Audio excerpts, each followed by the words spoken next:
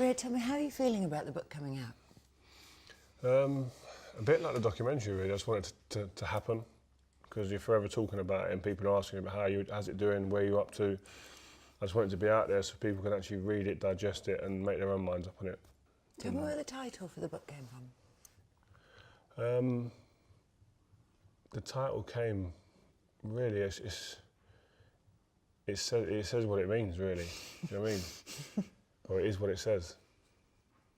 It's you thinking out loud? It's me thinking out loud, yeah, and I think it's a great song, Ed Sheeran, one that Rebecca liked, and the kids loved it. But it was more of that. It just said exactly what it needed to be the name and title of the book, because for far too long I haven't thought out loud. I haven't expressed my feelings in many different ways, and that's explained in a lot of detail in the book.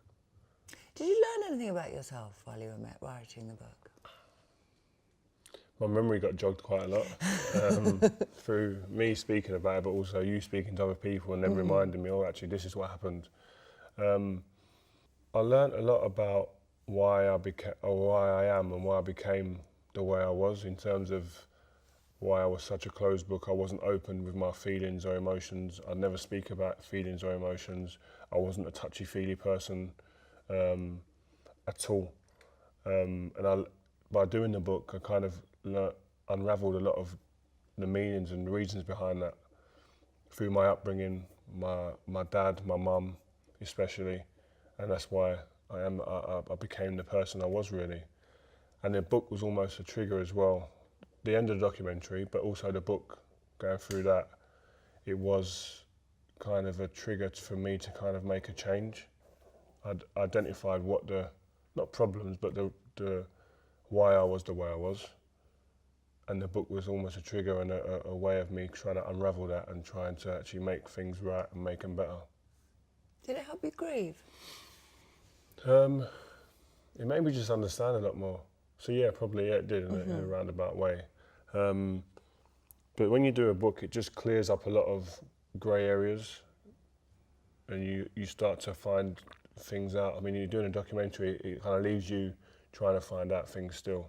When you're doing a book, I'm having to go over things with you constantly. I'm having to reread the book, reread chapters, make comments on certain parts of the book. So you're just always fine-tuning it, and there's a much deeper connection with doing a book than something like a documentary.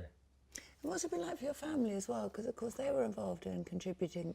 I think it's been a lot of soul searching, a lot of finding about themselves as well, my dad especially. Has it been hard for him? I don't know if it was hard, but it may be hard for him to see a few things in black and white. But I think it's, but I always think, listen, looking back and looking at how you was maybe seen or perceived years ago, yeah, it can hurt your feelings here and there, but I think the best bit is looking at where are you now. And I think my dad's a prime example of that. There are things that I'm sure you'd say wish you could turn back the clock with. Things I think that I wish that maybe that would have been different. But where we are now today, I'm pleased, I'm happy, and I think he'll be the same, you know, in certainly things to do with how he is. But I mean, everyone who took part and contributed to the book definitely would have found it hard in a lot of aspects, but it's all done for the right reasons. And I stressed that to anyone who was going to be involved in the book. It's not about really me. It's about me to help others. That's the whole reason for doing the book, is for people to actually use some parts of the book, a part of the book even, that might be a benefit to them in their situation that they're either coming into or going through. And when do you think your kids will read it? I don't know. My oldest one, he might read it immediately, but they could all read it now, but they won't get it now. That's the difference. They could read it and they get a couple of bits out of it, but will they get the reasons behind doing this book and the detail of the book that will help them make steps forward? I don't think that's right now, but they will in time. I'll force them. If Rebecca could read the book, do you think she would learn anything about you from it? Yeah, she'd definitely learn why I was the way I was with my feelings, and being open and speaking about things I found it really hard to be like that, awkward. I just wouldn't be able to open up at all. And she would definitely get a better understanding as to why I was like that.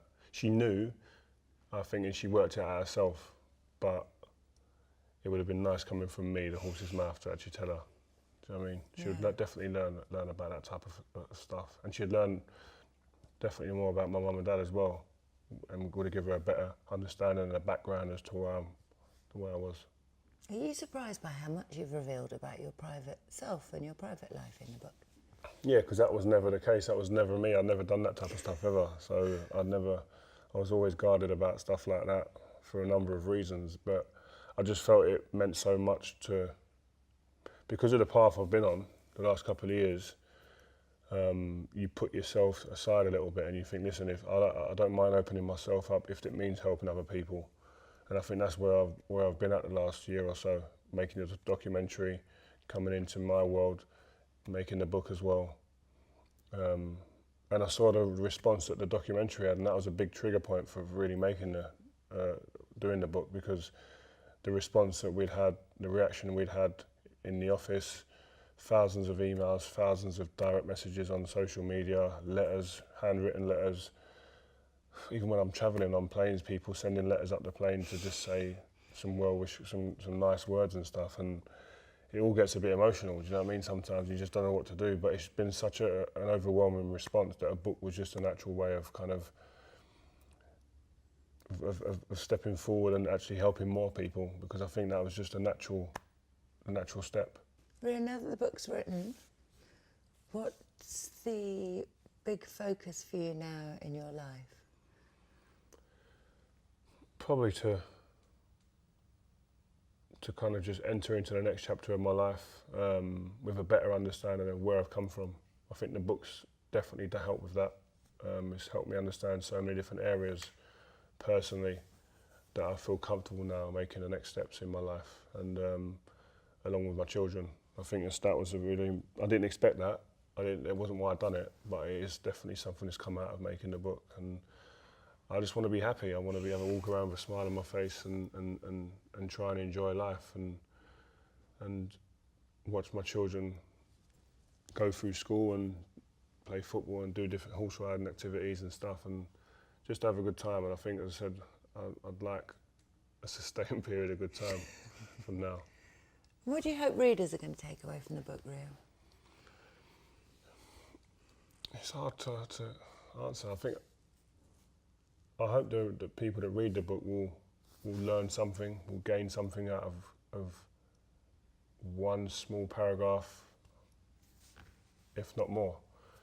I think if anyone who's picked this book up, who's been through it, will draw parallels with their own life. Someone who's coming into this type of tragedy in their life, I'd like to think they'd gain something from it, something they can take away and say, you know what, I'm going to use that to help me get through this particular period, or I can see that coming in the distance. I'll try and be like this with my emotions or the way I'm feeling.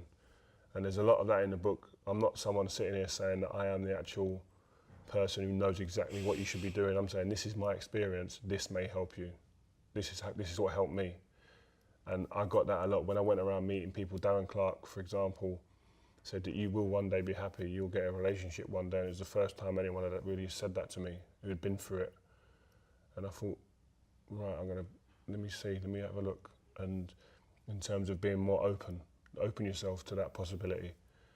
Just little things like that were said to me, and I think there's little nuggets like that in the book that people will draw on. Seeing me do it as a man who played football, a lot of machoism is in football. I think people seeing me kind of strip myself back, especially men, they'll be able to maybe draw on that and use that as an example.